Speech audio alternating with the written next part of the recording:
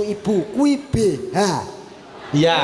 Artinya BH berbadan hukum.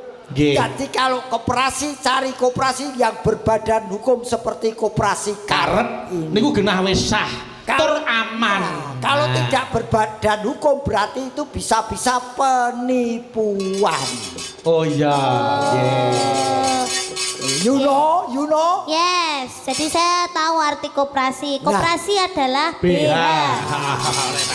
Berarti dieleng-eleng Mas. Soalnya enek pelajaran ning SMA biasanya kan enek to Mas koyo tabung-tabungan ngono kuwi enek apa-apa. Koperasi adalah BH. Kok lek nganti salahne gurune kon goleki garek. Oke. Oke, anggota koperasi kudu sing nom, sing tuwa ora sah dadi anggota koperasi. Ya ora to nek ning kene iki tuwa nom kabeh. Wong nom apa? Ya ayo tutuk lagu napa? Nyedap Sari.